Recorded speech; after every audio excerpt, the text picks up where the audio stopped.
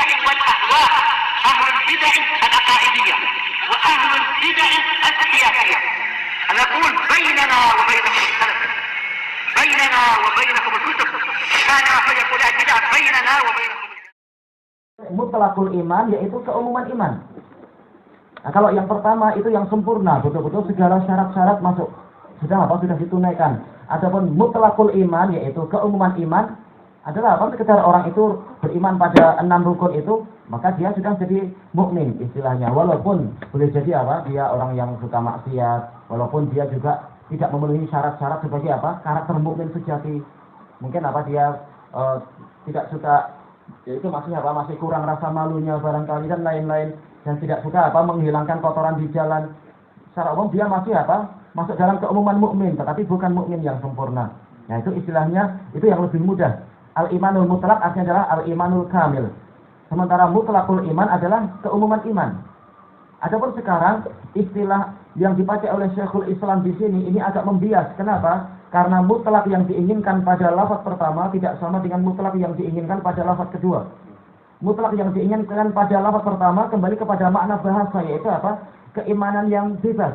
Mutlak artinya bebas dari ikatan, sempurna atau tidak sempurna. Ini enggak dibahas. Yang penting apa? Ini bebas. Istilah mukmin seperti tadi. Raqabatun mu'minah. Raqabatin mu'minah. Ini mutlak. Maka masuk di dalamnya adalah apa? Walaupun imannya tidak sempurna, yang penting dia masih muslim. Sementara lafaz al-imanul mutlak pada kalimat yang kedua, maksudnya ini adalah mutlak, itu adalah kamil. Nah, itu yang diinginkan. Jadi lafaznya sama tapi yang diinginkan lain di situ. Yang pertama maksudnya adalah sekedar bebas, kalimat bebas saja. Bebas dari ikatan. Adapun yang kedua, mutlak di situ maksudnya adalah kamil, yang sempurna. Maksudnya ada dua. Ya, yang pertama dia karena apa, dari sudut pandang lihat ayat itu, ayatnya mutlak, mukmin yang apapun enggak apa-apa masuk, boleh. Ini kembali ke apa, usul fikih. Karena apa, ayat tadi bersifat mutlak memang, mukmin manapun enggak masalah, tidak harus sempurna.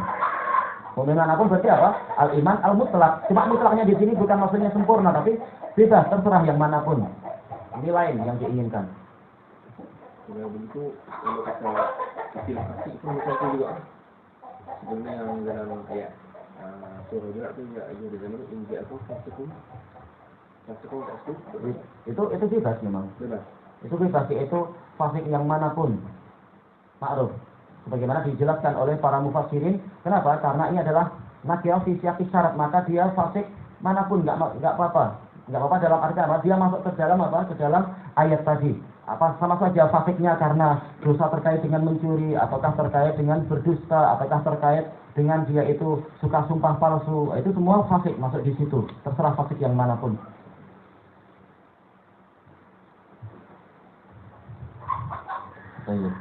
Bismillahirrahmanirrahim.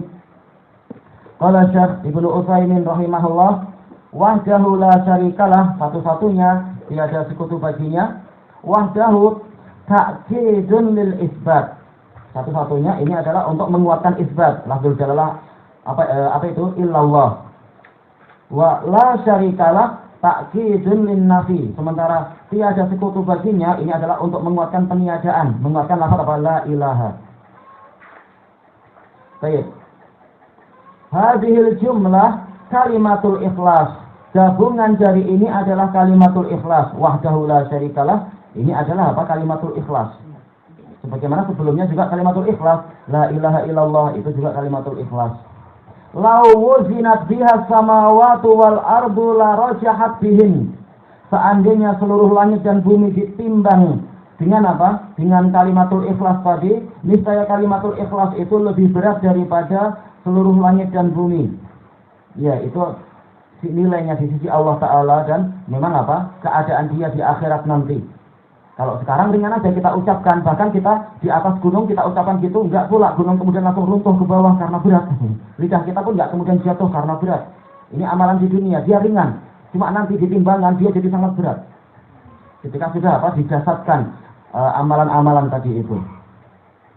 Baik, kata beliau dalam catatan kaki, ini diriwayatkan oleh An-Nasa'i dan At-Tabrani dan lain-lain dari hadis Abi Sa'id, tetapi apa? Dikatakan oleh Al-Haythami rijaluhu wusiqu wa fihim dha'af. Ini kalimat yang terlalu lemah sebenarnya.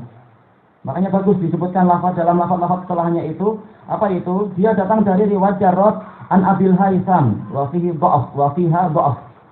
Jarrad sendiri lemah. Riwayatnya terhadap Abul Haitham lebih lemah lagi. Tapi cukup bagi kita apa? Hadis yang lain, hadis Abdullah bin Amr ibnul As itu. Tentang apa? Wasiatnya Nabi Nuh alaihi salatu wassalam, dan hadisnya sahih. Memang ternyata kalimat la ilaha illallah kalau yang diucapkan dengan ikhlas dan syarat-syarat terpenuhi, dia lebih berat daripada 7 langit dan 7 bumi. Baik. Kenapa kita enggak menggunakan dalil pendukung dari hadis Bitokoh? Karena dalam hadis Bitokoh dia ditimbang dengan apa? Ditimbang dengan amalan yang lain, bukan ditimbang dengan langit dan bumi. Maka istilahnya lebih sesuai untuk yang hadis yang tadi, yaitu apa? Wasiatnya Nabi Nuh. Baik, kita lanjutkan. Wahiyallati man kanat akhiru kalamihi minad dunya dakhala jannah. Man kanat akhiru kalamihi. Baik, akhiru atau akhirah ya, dua-duanya mungkin. Baik, dan dia inilah kalimat ikhlas inilah yang mana barang siapa kalimat ikhlas ini berarti lebih bagus akhirah. Yaitu apa? Berarti isim kananya adalah apa? Hiya, tersembunyi dalam kanat. Takdirnya adalah man kanat hiya akhirah kalamih. Yang barang siapa kalimat ini adalah sebagai akhir ucapan dia dari dunia ini, maka dia akan masuk surga. Baik, akhrajahu Abu Dawud min hadits Mu'adz bin Jabal wa isnaduhu hasan. Baik. Dan ada pendukung banyak. Baik, wa hiya kalimatun 'azimah laha waznuha wa qimatuha. Dan kalimat la ilaha illallah ini adalah kalimat yang agung, bahkan dia adalah kalimat yang paling agung alal itlaq. Makanya ayat yang paling agung di dalam Al-Qur'an adalah apa? Ayat apa itu? Ayat kursi. Di dalamnya memang membahas masalah tauhid. Dan surat yang paling agung dalam Al-Qur'an adalah apa? Adalah apa itu? Surat Al-Fatihah, karena di dalamnya ada tauhid. Iyyaka na'budu wa iyyaka nasta'in. Dan yang mendekati itu yang sepertiga Al-Qur'an adalah apa? Surat apa? Al-Ikhlas. Intinya memang apa? Keutamaan itu didapatkan dari apa? Dari keikhlasan, dari kemurnian tauhid dan sebagainya.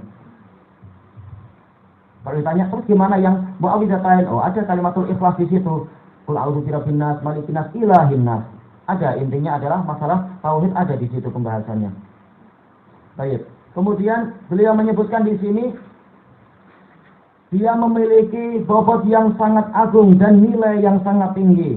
Taksimun nasa wa malahu minal qatl wa irdah. Yaitu dia melindungi seseorang, yaitu jiwa dia dan hartanya dari pembunuhan. Ini sepertinya itu ya, jadi nasr, yaitu penyebaran. Bagusnya apa? Taksimun nasa minal qatl wa malahu minan nahab wa irdahu minal intihak. Ini lebih enak untuk diterjemahkan. Yaitu menyelamatkan manusia dari pembunuhan, menyelamatkan harta dari perampasan, dan menyelamatkan kehormatan dia dari pelanggaran. Kama taksimuhu minal kufur, sebagaimana kalimat tauhid ini melindungi dia dari kekufuran. Selama dia masih memegang kalimat ini, maka dia selamat dari kekufuran. Walihada lamma lahiqa Usamah bin Zaid radhiyallahu anhuma al-musyrik wa adrakah, oleh karena itulah ketika Usamah bin Zaid mengejar orang musyrik dan dia berjaya untuk mengepungnya, Usamah dengan apa? Satu orang Ansori.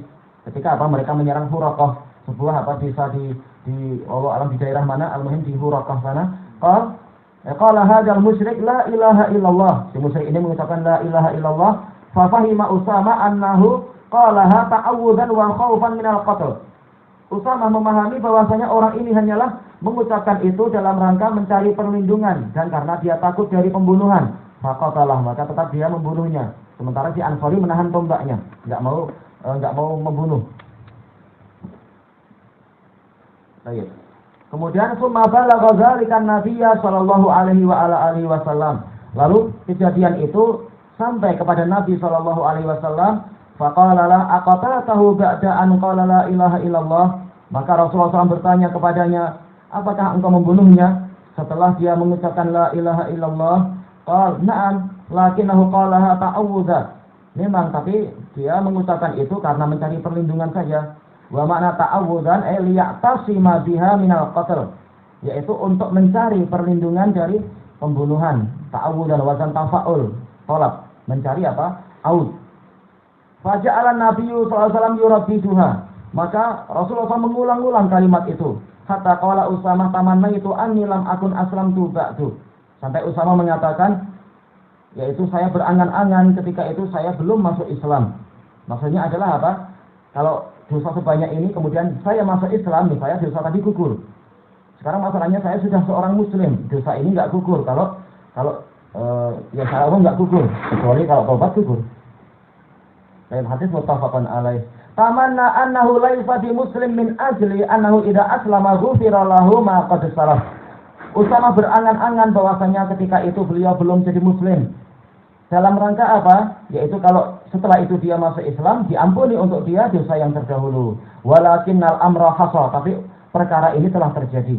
Illa anna nabiyya sallallahu alaihi wasallam lam yudhammin bidiyah. Tetapi hanya saja Rasulullah SAW tidak menjamin dengan apa diat wala kafarah. Iya, tidak ada dalam kisah itu Rasulullah membayarkan diat ataupun menyuruh Usama untuk kafarah puasa 2 bulan berturut-turut li annahu muta'awwil, karena dia yaitu melakukan ini adalah karena melakukan ta'wil. Dia yakin itu benar, cuma apa dia enggak menyangka ternyata perbuatan ini adalah keliru. Baik, wal kafarah la takunu ma'al amdi aidan. Sementara kafarah itu juga tidak terjadi kalau apa? Kalau ada kesengajaan seperti itu. Apalagi niat dia bukan membunuh seorang muslim. Dia yakini orang ini masih kafir, cuma pura-pura saja. Bukan niatnya adalah membunuh seorang muslim, bukan pula niatnya adalah membunuh orang zimmi, karena ini dalam peperangan. Tayyib ilahuna wallahu a'lam.